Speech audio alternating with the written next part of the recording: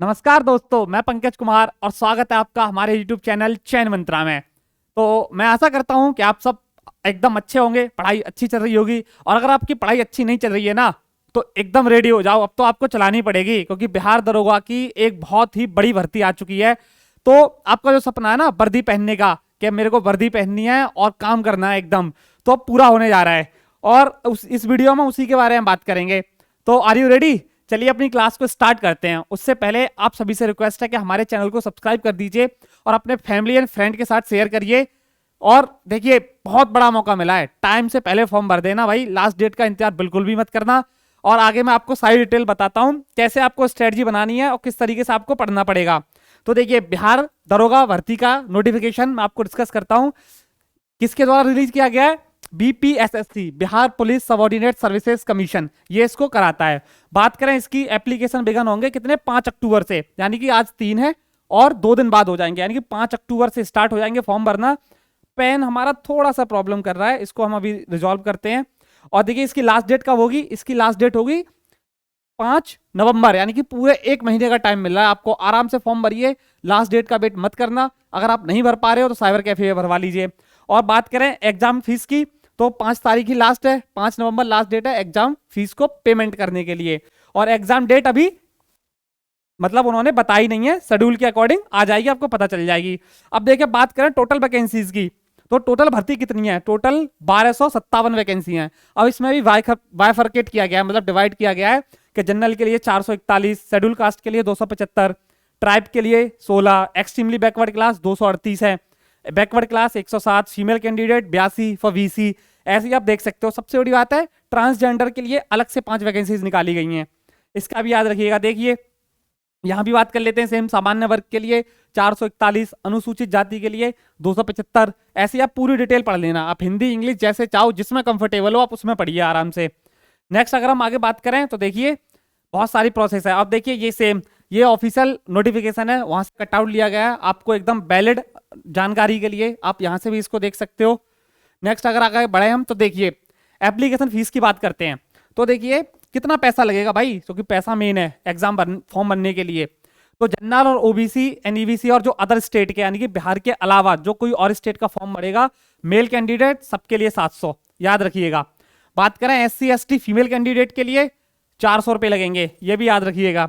बात करें female candidate Bihar domicile, 400 रुपए लगेंगे, इसको भी याद रखिएगा। और पेमेंट कैसे होगा? ऑनलाइन मोड में होगा, ये तो आपको बेसिक वैसे ही पता होगा। और कोशिश करना ऑनलाइन मोड में ही करो। ये आप सेम यहाँ पे देख सकते हो, बिहार के निवासी जो है उनके 400 फीमेल के लिए।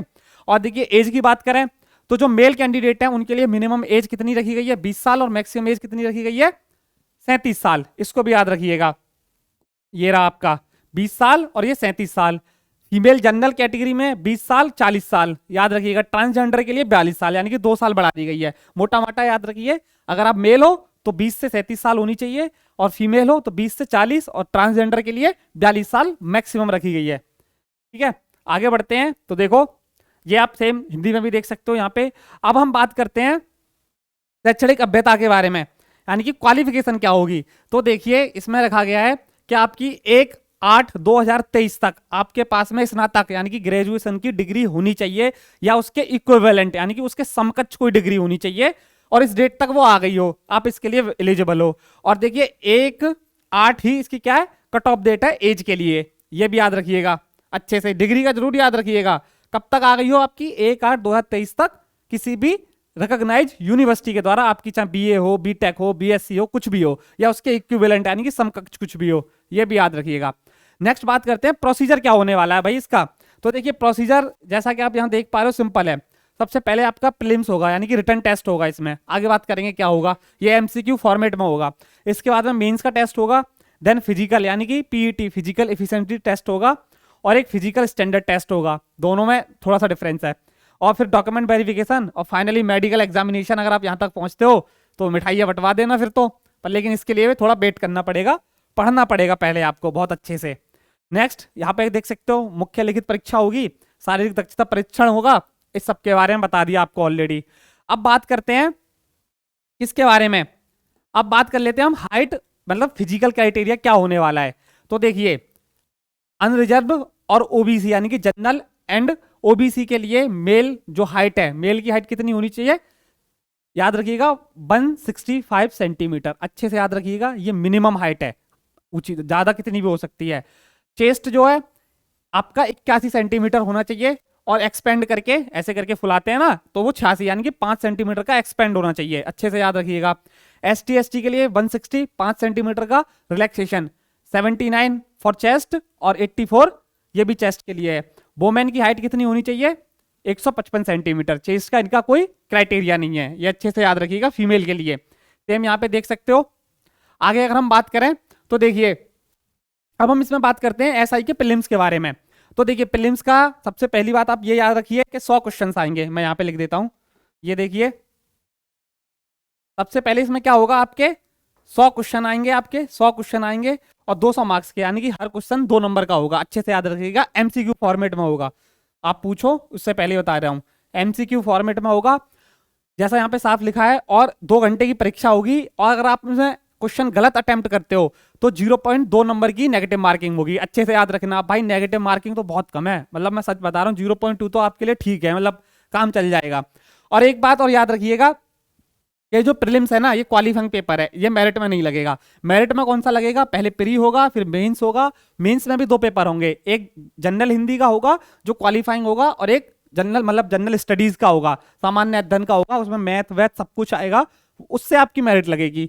अब आपको क्या है कि मिनिमम 30% नंबर इसमें स्कोर करने हैं भाई, 30% नंबर स्कोर करने हैं, मतलब 200 नंबर का है तो 60 अंक प्राप्त करने हैं, ये तो सॉरी 60 नंबर प्राप्त करने हैं, ये तो आपका क्राइटेरिया हो गया। बाकी क्या होगा, आपकी टोटल कितनी वैकेंसी हैं, 1257, मल्टीप्लाई बाय 20 करोगे, मतलब 20 गुना लोग सेलेक्ट करे जाएंगे मेंस के लिए प्रीलिम्स में, तो कितना हो गया, करीब ये हो गया आपका, कहता 25,000 के अप्रॉक्स आएगा, तो 25,000 लोग सेलेक्ट करे जाएंगे। तो कोशिश ये करना भाई कि प्रीलिम्स में ज्यादा से ज्यादा नंबर स्कोर कर सको, क्योंकि बिल्कुल भी चांस नहीं लेने का, अच्छे से याद रखिएगा इसके बारे में भी। अब सेम बात करें मेंस की, तो देखिए मेंस की अगर मैं आपसे बात करूं तो मेंस में क्या होगा, रिटन एग्जाम होगा, 2 पेपर होंगे, जैसा मैंने आपको बता दिया, एक जनरल हिंदी का होगा, इसमें आपको मिनिमम 30% नंबर लाने हैं, यानी कि क्वालिफाइंग, यानी कि 60 नंबर लाने ही लाने हैं। जो आपका जनरल स्टडीज का पेपर है ना, आपको दिख रहा है, लिखने के लिए जनरल स्टडीज है, लेकिन इसमें मैथ भी होगा, साइंस भी होगी, जनरल एबिलिटी भी होगी, सब कुछ होगा, इसी से आपकी मेरिट बनेगी। और इसकी बात करूं, जैसा मैंने आपको बता दिया कि इससे आपकी मेरिट बनेगी, हिंदी वाला क्वालिफाइंग है, 30% स्कोर करनी ही है उसमें। और जो लोग प्रीलिम्स निकाल के मेंस लिखेंगे, मेंस में भी कितने लोग सेलेक्ट किए जाएंगे, तो मेंस में करे जाएंगे 6 गुना, यहाँ पे साफ लिखा है 6 गुना लोगों को सेलेक्ट किया जाएगा फिजिकल टेस्ट के लिए।